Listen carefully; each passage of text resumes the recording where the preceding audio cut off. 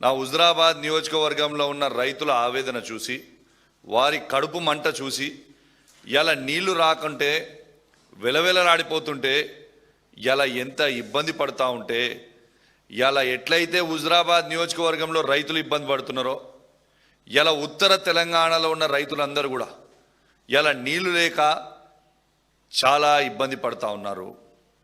కడుపు మంటతోని మేము press meet పెడతా ఉన్నాం రైతుల పక్షాన. అయ్యా రేవంత్ రెడ్డి గారు,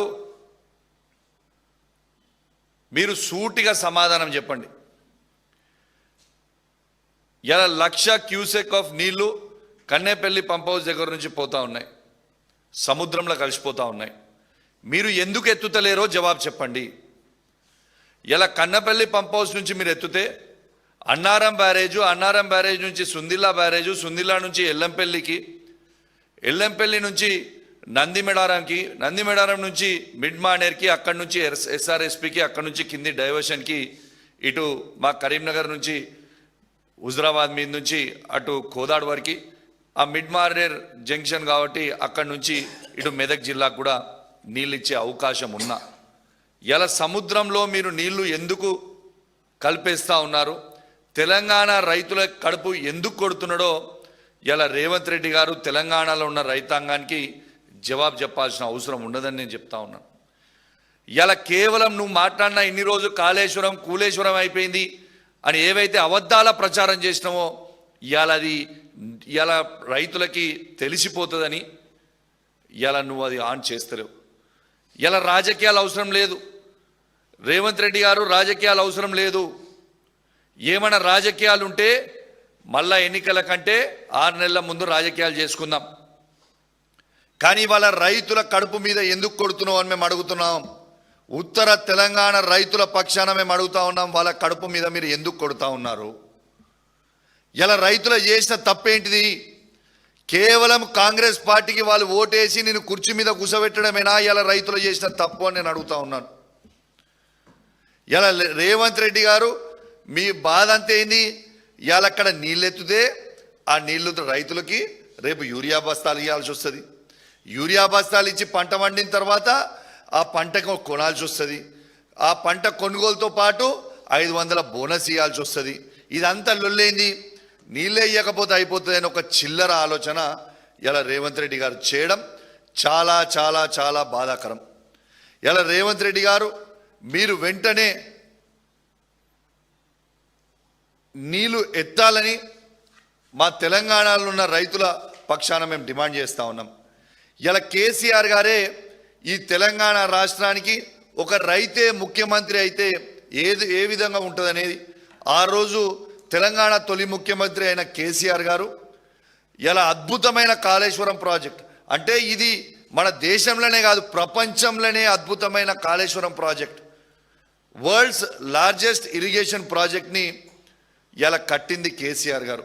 ఎందుకంటే కేసీఆర్ గారు రైతు బిడ్డ కాబట్టి, కేసీఆర్ గారికి వ్యవసాయం గురించి తెలుసు కాబట్టి, ఇలా రైతు ఆవేదన కేసీఆర్కి తెలుసు కాబట్టి, ఇలా కేసీఆర్ గారు దుక్కి దున్ని సాలేస్తాడు కాబట్టే ఇలా కాళేశ్వరం నీళ్ళు అనేటి ఎంత ముఖ్యమో కేసీఆర్ గారికి తెలుసు.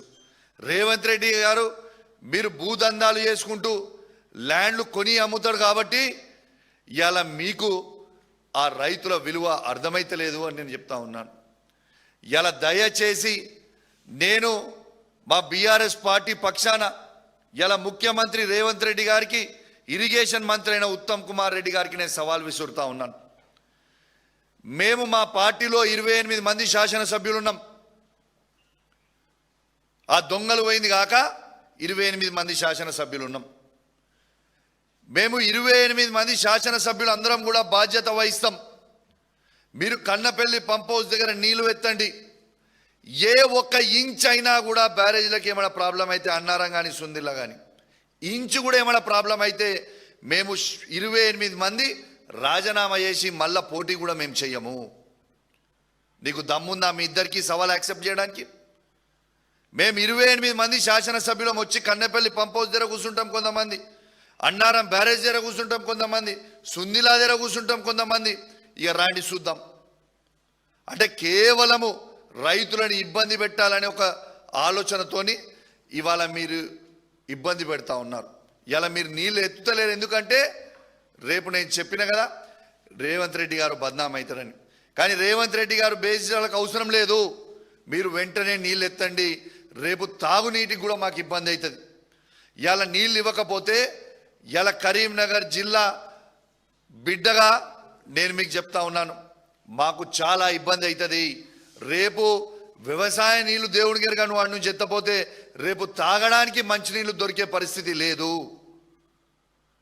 ఇది రేవంత్ రెడ్డి గారు గమనించాలని విజ్ఞప్తి చేస్తా ఉన్నాను. నిన్న మా వర్కింగ్ ప్రెసిడెంట్ కేటీఆర్ గారిని తీసుకొని గంగ్లా కమలాకర్ గారి నాయకత్వంలో కేటీఆర్ గారిని ఆడికి తీసుకుపోయి ఎల్ఎండి లోపల తీసుకొని పోయి ఎల్ఎండి మధ్యలోకి పోయి మొత్తం తిరిగి వచ్చే పరిస్థితి ఉన్నది.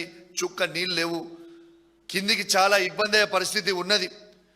ఎందుకు ఎత్తావు? నీకు ఎవ్వరు ప్రశ్నించినా వాళ్ళని తిడుతున్నావు, మా రక్తం కావాలని అడుగుతున్నావు. బరాబర్ చెప్తున్నాం, మా బీఆర్ఎస్ పార్టీలో ఉన్న శాసనసభ్యులతో పాటు ఈ రాష్ట్రంలో ఉన్న మా ప్రతి బీఆర్ఎస్ పార్టీ కార్యకర్త అందరం కూడా నీకు రక్తం లీటర్లు ఇస్తాం, తీసుకో మా రక్తం. కానీ రైతులకు మాత్రం మాకు నీళ్ళు ఇవ్వాలని మేము ఎట్టు పరిస్థితుల రేవంత్ రెడ్డి గారిని మేము డిమాండ్ చేస్తూ ఉన్నామని చెప్పి సందర్భంగా తెలియజేస్తా ఉన్నాను. ఇంకో ముఖ్యమైన విషయం, రేవంత్ రెడ్డి గారి పరిపాలన ఎట్లున్నదంటే, మా మొక్కజొన్న రైతులు మొన్న పంట పండించి వాళ్ళు తీసుకుంటే, నేను ఉట్టే గాలి ముచ్చట మాట్లాడతలేను, నేను లిస్టు తీసుకొని మాట్లాడుతూ ఉన్నా. హుజురాబాద్ నియోజకవర్గంలో మక్క రైతులకి పైసలు వేసిండ్రు. ప్రతి రైతుకి 2 బస్తాలు 3 బస్తాల పైసలు తక్కువ వేసిండు. ప్రతి రైతుకి 1200 నుంచి మొదలు పెడితే 2400 రూపాయలు పైసలు తక్కువ వేసిండు. ఇలా మొక్కజొన్న రైతులకి ఎందుకు తక్కువ వేసినావు పైసలు? ఇలా నా నియోజకవర్గంలో నేను జవాబు చెప్పాలని నేను అడుగుతా ఉన్నాను. అంటే ఇది హుజురాబాద్ నియోజకవర్గంలోనే చేసిండ్రు అంటే రాష్ట్రం అంతా మక్క రైతులందరూ కూడా ఇదే పరిస్థితి చేస్తూ ఉన్నారు. పైసలు అసలు పంట పండించిన బత్సాలకి ఎగ్జాంపుల్ చెప్తా ఉన్నాను. ఓ రైతు 300 బత్తాలు పండిస్తే వాళ్ళకి డబ్బులు ఇచ్చింది కేవలం 295 బస్తాలకి. మనకే 5 బస్తాల పైసలు ఎటువైతున్నాయి? ఎవరు కమిషన్ తింటుండ్రు? మరి రేవంత్ రెడ్డి గారు కమిషన్ మీకు వస్తుందా, లేకుంటే మార్క్ఫెడ్ ఎండి గారికా, లేకుంటే అగ్రికల్చర్ మినిస్టర్ గారికా, ఎవరికి పోతా ఉంది? మా రైతులు ఇచ్చిన డబ్బులు, పంట పండించిన డబ్బులు, వాళ్ళ పంట తీసుకొని వాళ్ళకి డబ్బులు వేయడానికి ఎందుకు ఇంత బేసిసాలకు పోతుర్రు? మొత్తం ఎందుకు వేస్తలేరు? ఖచ్చితంగా దీనికి జవాబు చెప్పాల్సిన అవసరం ఉన్నది. మా హుజురాబాద్ నియోజకవర్గంలో ఆల్రెడీ పంట అయిపోయింది, మళ్ళీ నార్మల్ వస్తురు, మళ్ళీ నాట్లేసే టైం వచ్చింది, కానీ ఇంకా పైసలు వేస్తారు. కేవలం 65 నుంచి 70% మాత్రమే డబ్బులు వేసినావు, ఇంకా 30% డబ్బులు వేయలే. వేసిన 65-70% మందికి పైసలు కట్టింగ్ చేసి 3 బస్తాలు 4 బస్తాలు 5 బస్తాలు కట్టింగ్ చేసి పైసలు వేసినావు. మరి ఎందుకు వేస్తలేవో ఖచ్చితంగా జవాబు చెప్పాల్సిన అవసరం ఉన్నది. వెంటనే నీళ్లు ఎత్తాలి. నీళ్లు ఎత్తకపోతే, కన్నపల్లి పంప్ హౌస్ దగ్గర నుంచి మీరు నీళ్లు ఎత్తకపోతే మాత్రం తీవ్రమైన పరిణామాలు ఎదుర్కొనే పరిస్థితి వస్తుందని చెప్పి కూడా ఈ సందర్భంగా తెలియజేస్తూ సెలవు తీసుకుంటా ఉన్నాం. జై తెలంగాణ, జై కేసీఆర్.